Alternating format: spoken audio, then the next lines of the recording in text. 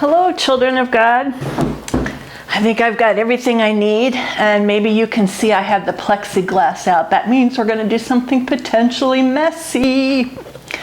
Here's what I have for our activity today. I have a water bottle, and it looks like it has water in it, but it does not. I've got to remember not to take a swig out of this. It's got vinegar in there. And in fact, if you smell it, it's probably going to remind you of Easter, because you typically put vinegar into Easter egg dye. That's what it reminds you of. I've got a funnel, I have some balloons, and some baking soda here. And we're going to do an interesting activity, a different way of blowing up a balloon. I'm going to put that balloon on the funnel. Hold that on there, and then I'm going to put some baking soda in, and this is about 1/4 of a cup. But when I did it before, I don't think you need quite 1/4 of a cup, but I'm going to put that in here anyway. Now this particular activity I got from my friend Renee Hodges. She's the Sunday school lady. She's the one in charge of making sure there are good teachers to teach you on Sunday morning, and there's good curriculum, and you have everything you need. So she was digging around in the Sunday school curriculum, and she saw this activity and she suggested it to me. And I thought, oh yeah, let's do it. Not only because it's cool, but because it's a good reminder that Sunday school is coming back here in a couple of weeks on August 23rd. I think. So you're going to want to make sure you come, because these are the kind of activities that are written in the curriculum. You'll be able to continue to do more of that.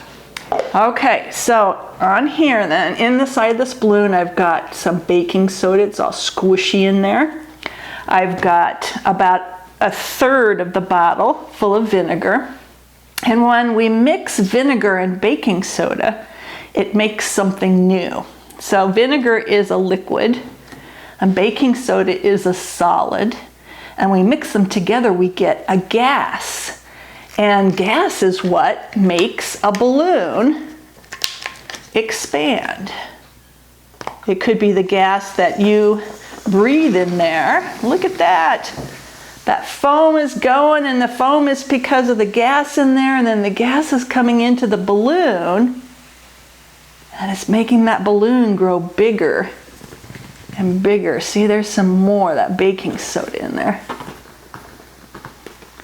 Get that in there and see how big we can make the balloon grow. Oh, I love that. You got to try this at home. This is way cool. Just to see how big it gets. Now the gas that's in there, that's carbon dioxide. And it's not a dangerous gas. Carbon monoxide, that's a dangerous gas. But this gas is just kind of like the bubbles that are in your soda pop. That's what makes your soda pop interesting. So that is a great activity. And just think, you can take the balloon off and put more baking soda in and try it all over again. All right, let's take a look at our Bible verse. This Bible verse is from Joshua 1:9, and it's not a part of this week's readings.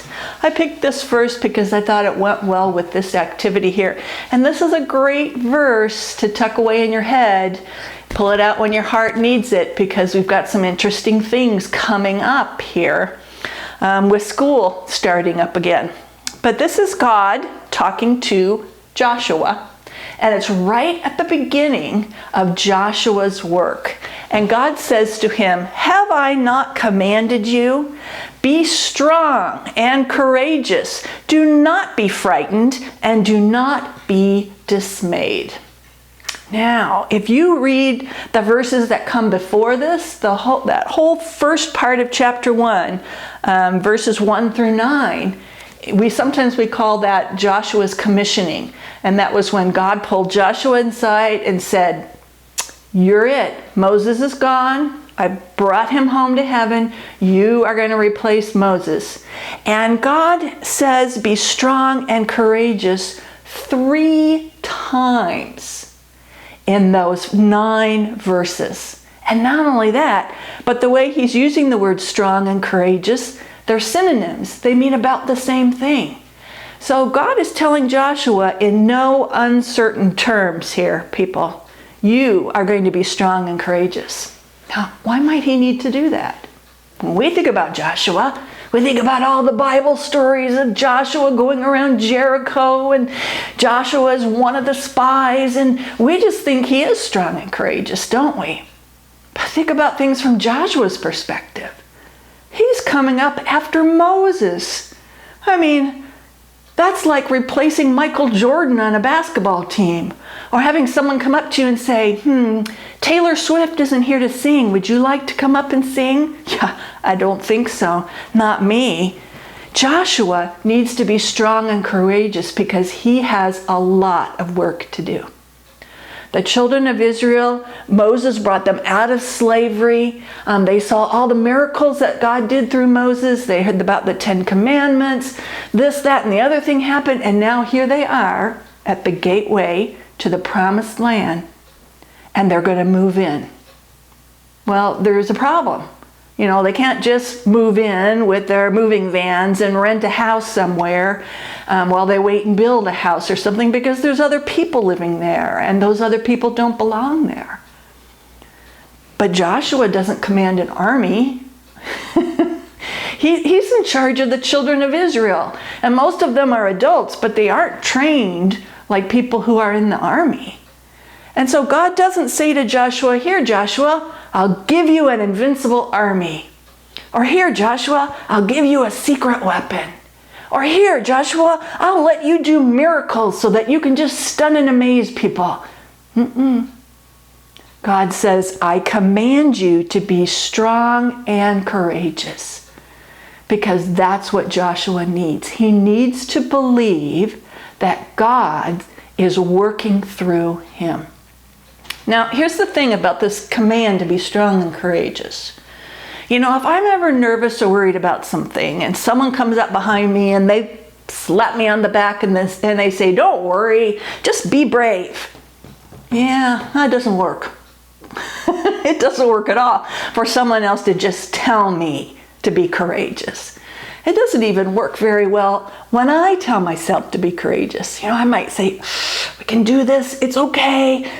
Come on, dive in, let's do it. And that might work for just a little bit, but I can't make myself strong and courageous. I can't do that any more than I can tell this balloon, blow yourself up. I could be really encouraging. Come on, balloon, you can do it. Just think stretchy thoughts, balloon. You can blow up. No, it's not going to work. I know, I tried, I practiced all week. It doesn't work. We have to do something like this. Either I have to blow air into the balloon, or I have to use a helium tank, or I have to make carbon dioxide with baking soda and vinegar to make that balloon blow up. Well, it's the same way with God. God can make Joshua strong and courageous. And that's what he's telling Joshua.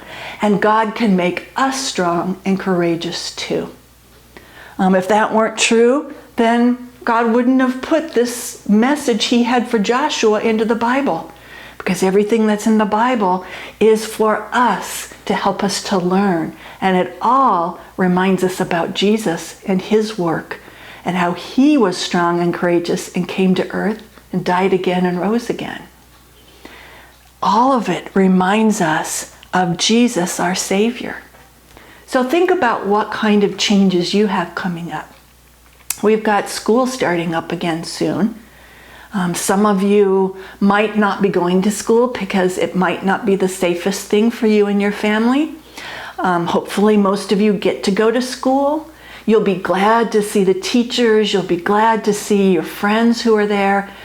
But there's going to be a lot of changes too. And we still have this whole COVID mess. But God is telling us, I command you, be strong and courageous. Not because you are strong and courageous, but because God can fill you with strength and courage. So let's have a prayer as we think about being strong and courageous on the things we have coming up. Dear God, we thank you that you are with your servant Joshua, that you gave him the strength and the courage to travel into the promised land, and to do the wondrous things such as marching around Jericho to make it fall, and to defeat other kings in battle so that your promised land could belong to your people. And we know you have a promise for us, and that promise is heaven, Lord, because your Son earned that for us. So fill our hearts with strength and courage too, as we follow your will and share your word with others. Amen. Okay, we're almost done with the Lord's Prayer. In fact, we're going to finish the Lord's Prayer today, and then the next time we meet, we will do the added on part of the Lord's Prayer, and I'll explain about that. But the section that we're going to do today is lead us not into temptation, but deliver us from evil. And I want to start by going over the word but. Yeah, no, don't laugh. Stick with me here. This is the sign for it. But. This means the sentence is changing directions. And that's important to know for us to understand the first part of the sentence, which is, lead us not into temptation. Okay, so we're praying to God and we're asking him not to lead us or bring us along into temptation. So what's temptation?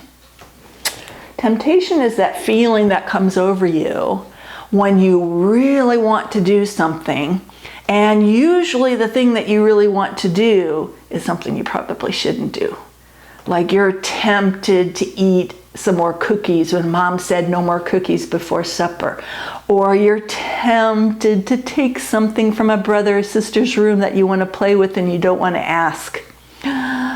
We get tempted to do those kind of things all the time. And that's the sign for it, tempting. It's as if someone is tapping you on the elbow and saying, hey, let's do this fun thing that we shouldn't be doing. So why are we asking God to lead us not into temptation? Because God doesn't lead us into temptation. He doesn't do that. He knows that there's things in our lives that tempt us, and he gives us the strength and the courage to resist those temptations. And when we don't resist the temptations, he's right there with forgiveness for us, but he's not going to lead us into temptation. But remember that sign for but. That means the sentence is going to change. So we say, lead us not into temptation, but deliver us, but save us instead. So the second part of the sentence is really what we're praying about. We're thinking about the temptation that's in our lives, and we're saying, but deliver us from evil. Okay, when we're tempted to do wrong things, that's evil. And this is not just the sign for evil, this is the sign for the devil. Because in the Lord's Prayer, we're asking God to deliver us and to protect us from the work of the devil. And Jesus is equipped to do that. He certainly can. So let's try that together. Lead us not into temptation, but deliver us from evil. So save us or deliver us from the devil. Okay? The rest of the prayer is something that we add on, and I'll explain about that the next time we meet. So again, the good news here, besides the good news of God giving us strength and courage, is that Sunday school is going to start again pretty soon. And Mrs. Hodges and I made the decision a few weeks ago that next week will be our last week to meet in this way. So we will finish up the Lord's Prayer and we will talk about a surprise that we have waiting for you. You remember Miss Holly, who came and helped us to do that really fun art project with the shaving cream? she has an idea. So she and I are going to get together this weekend, and we're going to pull together all the things that you need to make something else. And those kits will be available then at Touching Hearts and on the welcome desk by church. We'll tell you some more about that next week. So in the meantime, give carbon dioxide a try here with your baking soda and vinegar. Think about Joshua. As a family, you can read some of those awesome Bible stories about how Joshua took the children of Israel into the promised land. And also, think about memorizing this Bible verse, because God is able to command us to be strong and courageous. Bye-bye.